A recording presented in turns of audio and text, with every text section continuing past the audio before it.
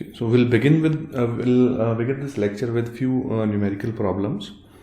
This is the first one. We are given with a carrier signal and the message signal, and the first part of the problem is that these two signals, carrier and the message signals, are used to generate an AM signal with modulation index 0.707, and we are asked to find out bandwidth and the power of the modulated AM modulated signal. That is the first part, which is pretty simple. Second part is that now the same set of signals, the carrier and the message signal, are used to generate a frequency modulated signal. The message and the carrier signal remains same, but the modulation technique is now changed. The same set of signals are used to generate frequency modulation with maximum frequency deviation. The maximum frequency deviation given is 3 times that of the bandwidth of AM. Find the coefficient of this cosine term in FM expression. That is the question. So let us attempt this question. Let us start with the part A. So we are given with message and the carrier signal. Message signal given is your cos of 4 pi into 10 to the power 3 t. So that gives us some information, that is AM is 1 and FM is equal to 2 kilohertz. Similarly, the carrier signal given is 5 cos 2 pi into 10 to the power 6 into t. Hence the AC is 5 and FC is equal to 1000 kilohertz. Okay, these are the information that we can retrieve from the given signals. Now we know the bandwidth of an AM signal is twice of FM. So bandwidth would be equal to clearly 2 into 2 kilohertz, that is 4 kilohertz. As simple as that. Now the power, we need to find out the power of AM signal. So power PT is equal to PC into 1 plus mu square by 2. We are also given with the modulation index, and PC we know it is AC square by 2. AC is equal to 5. So this is nothing but 25 by 2. Substituting the value of PC, PT is equal to 25 by 2 into 1 plus value of mu is given as 0.707, which is square root of 2, right? So it becomes 1 plus 1 by 4, right? And if you simplify it, you will get the total power as 125 by 8 watts. Okay, so we are done with the first part where we were asked to find out the bandwidth and the power of the modulated signal. Now moving on to the second part.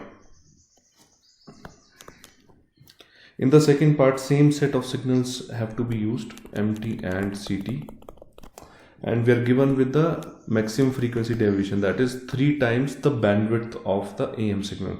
So bandwidth of the AM we have already derived in the first part, that is 4 kilohertz.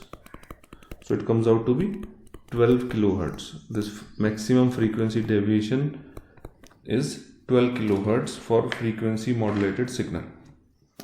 Now we know the modulation index in case of FM, beta is the ratio of maximum frequency deviation to FM, which is the maximum frequency of the message signal, right? Delta F we know it is 12, and FM we know it is 2 kilohertz. So beta will be 12 by 2, that is equal to 6. Now beta is greater than equal to 1 clearly, so we can say that it is a wideband FM kind of a modulation scheme. It's not a narrow band FM, rather it is a wideband FM kind of a scheme, right? Now comes the tricky part of the question.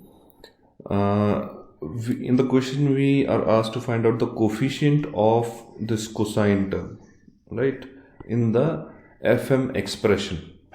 Let us write down this term first. It is cos of 2 pi into 2016 into 10 to the power 3 into t. Sorry, it's 1016, not 2016. Okay. So we need to find out the coefficient of this cosine term in the FM expression. Now we know it's a wideband FM kind of a signal. So let's write down the standard expression of wideband FM. It is in terms of summation of the Bessel functions that we've already seen in the previous lecture.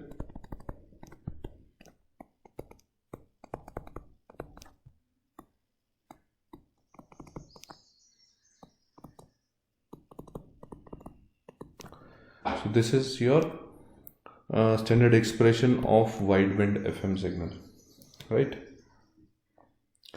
Now let's compare this standard expression with this term, and then let us start doing the let us find out this coefficient. What would be this coefficient value? So obviously this FC plus n times of FM should be 1016 kilohertz, right? FC we already know it is 1000K. Okay, so we can say n of FM would be equal to 1016 minus 1000, and n would be equal to this 16 divided by FM. We know it is 2, so this value of n comes out to be 8. Okay, so the order of this Bessel function is 8. This value of n we have derived, it is 8. Beta we already know, it is 6. Okay, so the coefficient of this cosine term when compared to the standard expression of wideband FM is your AC into J86, right? That is equal to 5 into J86. That is the coefficient of the given cosine term. Let's move on to the next question. Question is a sinusoidal carrier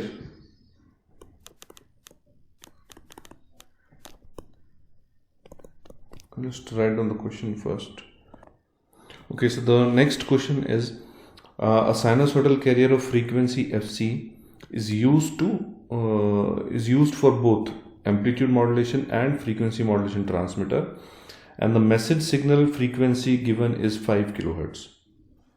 Maximum frequency deviation given is twice of bandwidth of AM, and the question is to find the modulation index of both AM and FM signal such that the strength of this frequency component Fc plus 5K is same in both FM and AM. And to help you in the numerical calculations, few values of Bessel functions are given.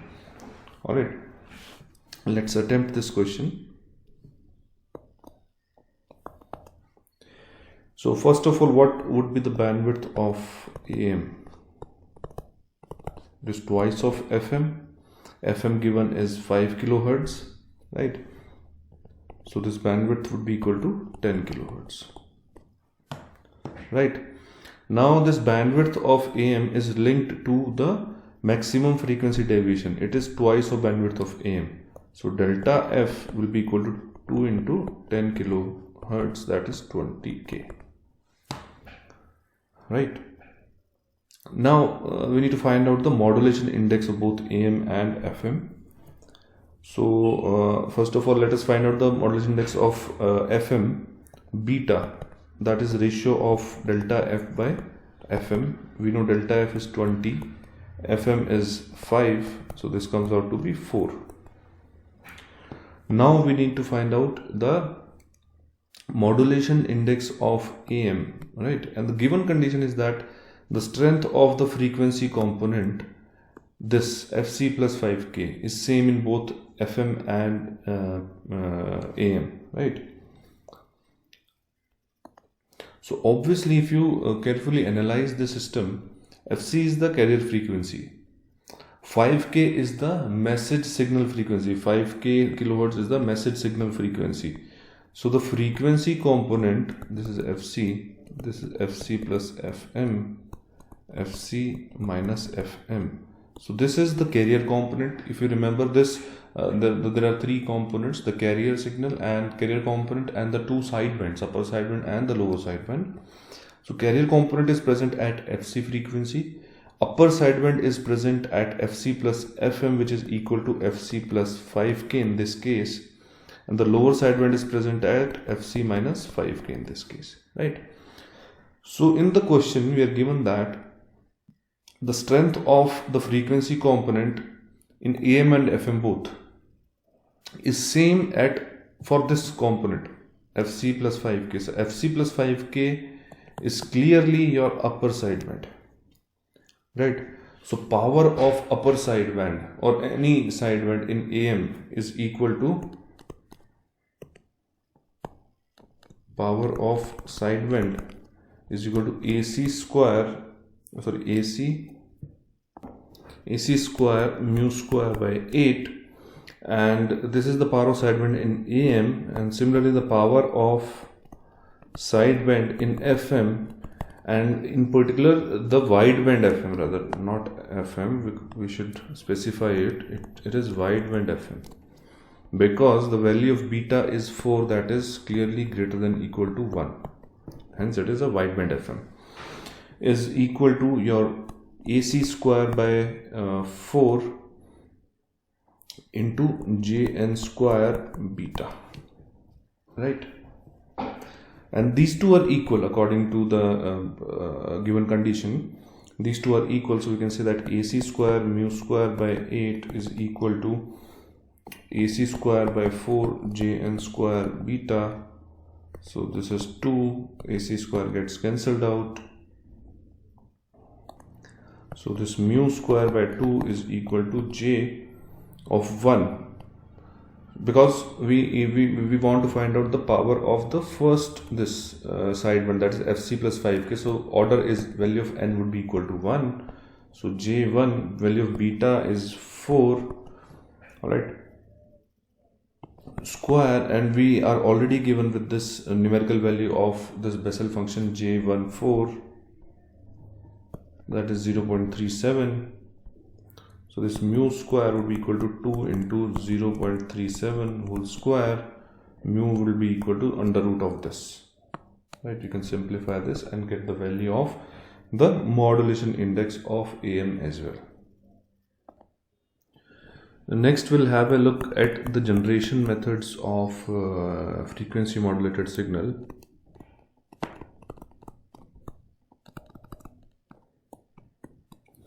There are two popular methods for generating FM signals. One is the direct method,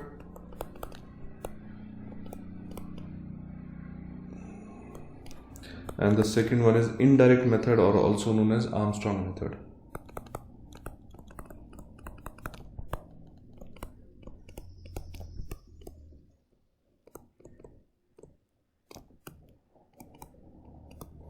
And out of these two, this indirect method, or also known as Armstrong method, is the most preferred kind of method to generate FM signal.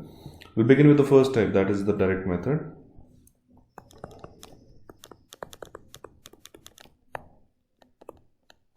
It's a very simple method. In this case, we use a voltage controlled oscillator.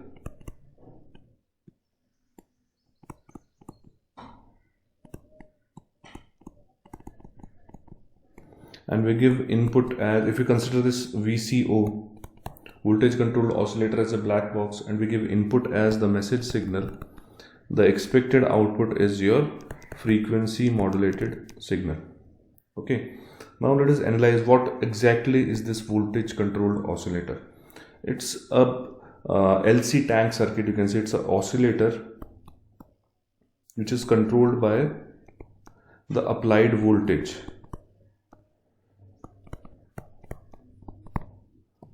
This is basically your Hartley oscillator, having two inductors and one capacitor. So the resonant frequency would be 1/2 pi square root of L1 plus L2 into C, right? The circuit of this voltage controlled oscillator would be using with the help of this Hartley oscillator, we can make the circuit of this voltage controlled oscillator. What we do is we apply a varactor diode in parallel to the capacitor, and on these N terminals we apply the message signal. Okay, let's say the capacitance of this varactor diode is C dash, and this is your varactor diode. Varactor diode is also your variable capacitor.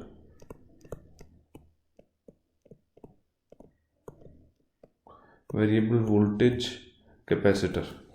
The purpose of using this varactor diode or the variable capacitor is that in accordance to the applied voltage, that is your message signal, the capacitance of this varactor diode will change. Okay. Now since this capacitance will change, so the overall capacitance of this oscillator will change, and because this and if the capacitance changes, you can say that this resonant frequency of this oscillator will also change, because now the new frequency would be 1 upon 2 pi square root of L1 plus L2 into C1 plus C dash. C dash is the capacitance of this variable diode, vector diode.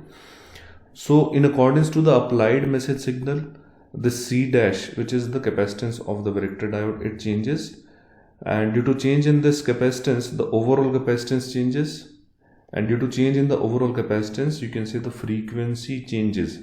So you can clearly see that in accordance to the message signal, the frequency of the signal is getting changed. That is what required in case of frequency modulated signal. Okay, the Fi we know is equal to Fc plus Kf into Mt for frequency modulation. That is the standard practice in case of frequency modulation, right? So in accordance to the message signal, this frequency should vary. That is what we are achieving using this direct method, using this oscillator circuit, and with the help of the varactor diode, we are able to achieve the change in the frequency in accordance to the message signal. So this is the direct method of generation, which is quite simple. Okay, and we can clearly see that the frequency is varied in accordance to the message signal voltage variations.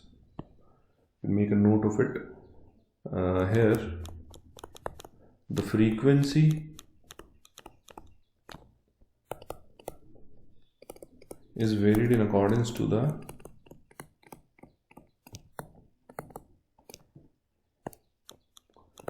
message signal voltage variations. Alright, so this was a direct method of generation of FM. Now moving on to the second type of FM generation, that is indirect method, or also known as Armstrong method.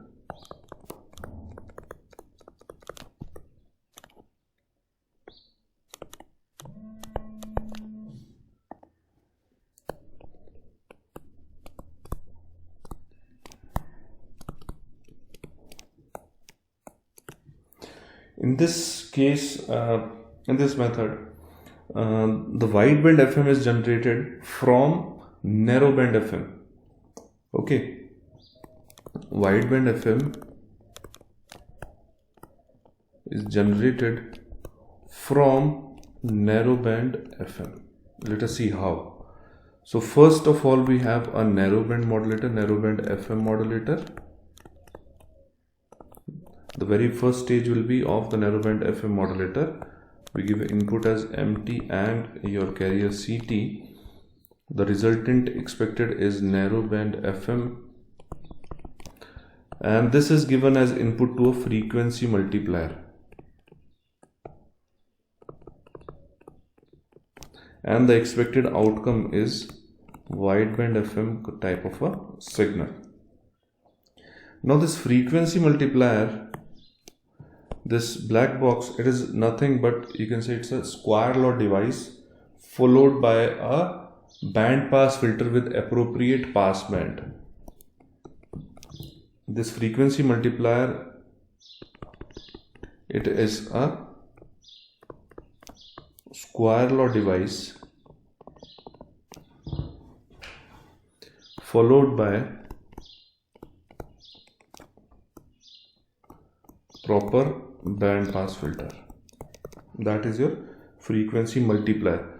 If we talk about square law device, what is a square law device?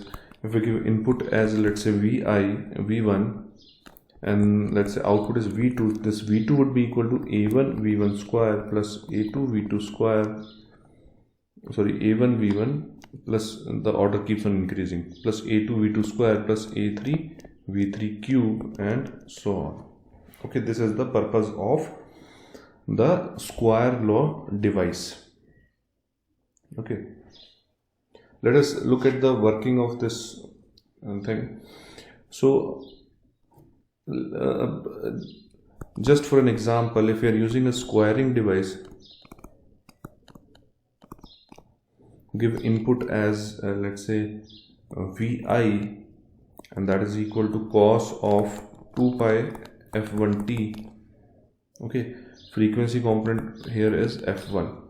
Okay, it's a squaring device, so the output V naught is equal to V1 square, Vi square. Okay, that's equal to cos square 2 pi f1t, right? If you simplify it,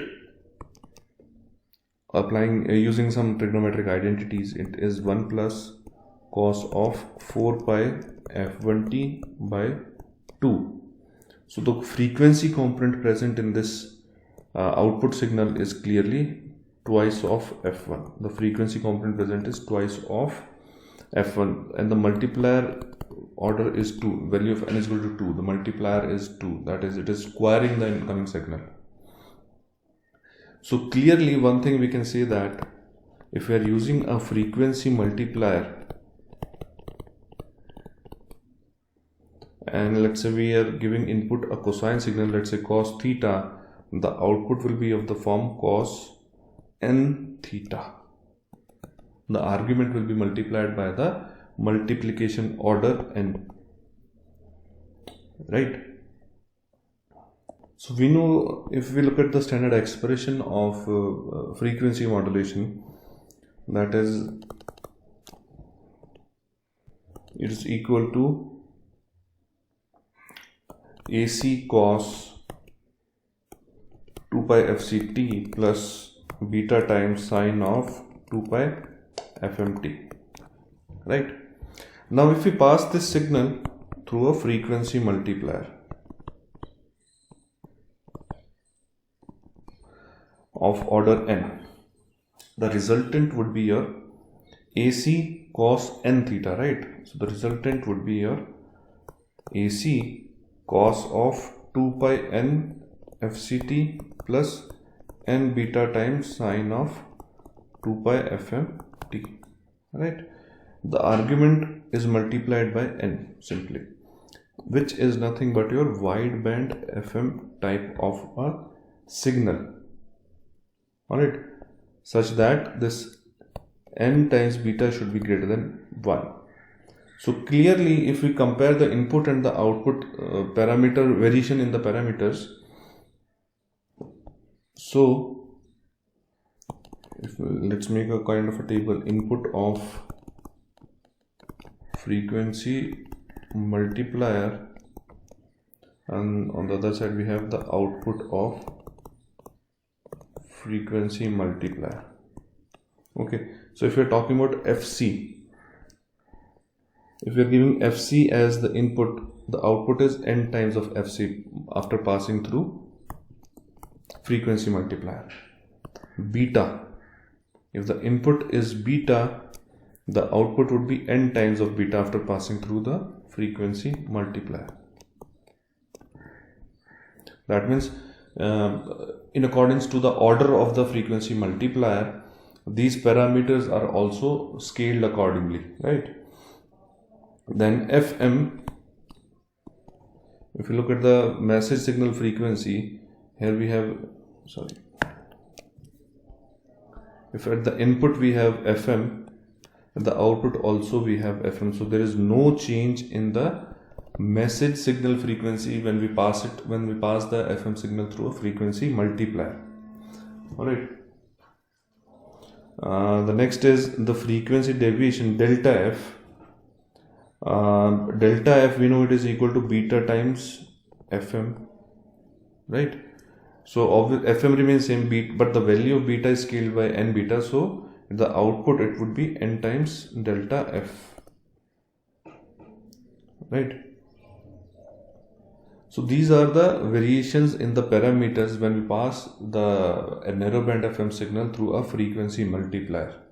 And this is the standard practice or the indirect method, which is also known as Armstrong method, that we pass the signal, the narrowband signal, through a frequency multiplier, and this is the operation of frequency multiplier to generate a wideband FM signal. You can see the logic here.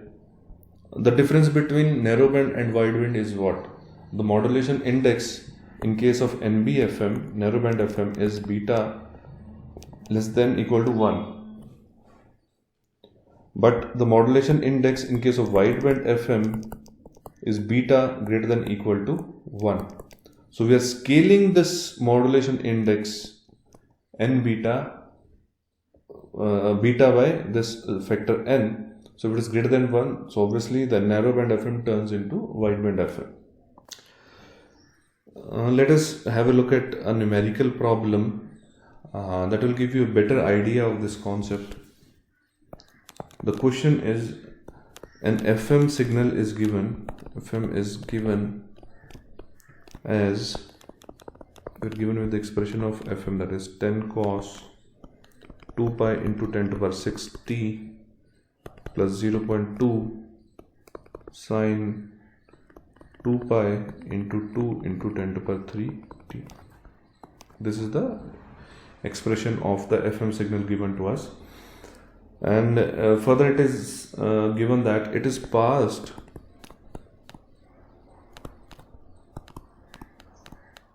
through cascaded frequency multipliers.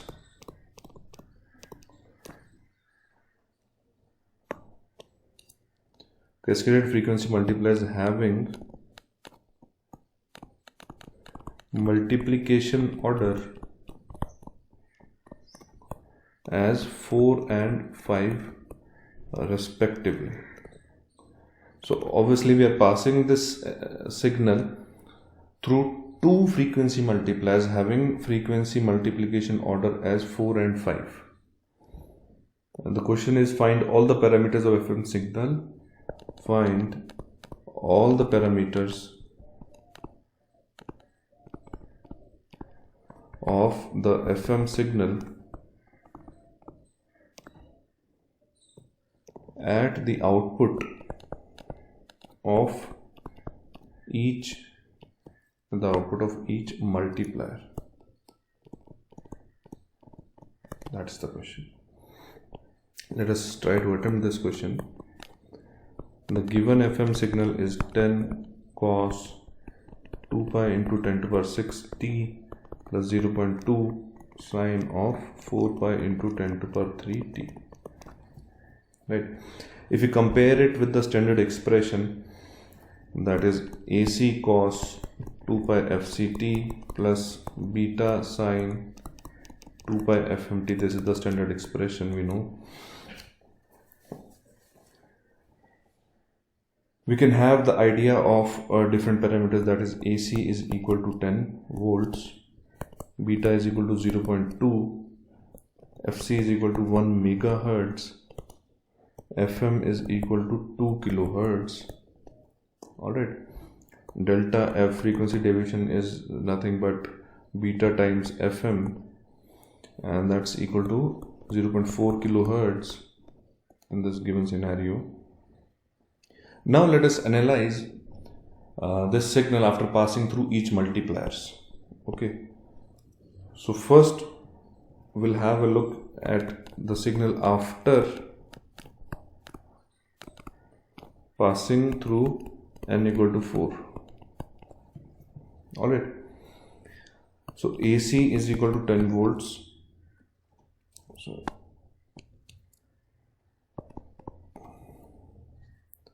FC is equal to 1 megahertz. When we pass it through a frequency multiplier, the resultant will be n times of FC, right? So it will be 4 into 1 megahertz, that is equal to 4 megahertz. Beta, the value of beta is also scaled, it becomes n times beta. So the given beta is 0.2, so it becomes 4 into 0.2, it is 0.8. Still it is a narrowband FM kind of a signal. FM, it remains unchanged, so it would be 2 kilohertz. Delta F would be equal to n times of delta F, so 4 into 0.4, that is 1.6 kilohertz.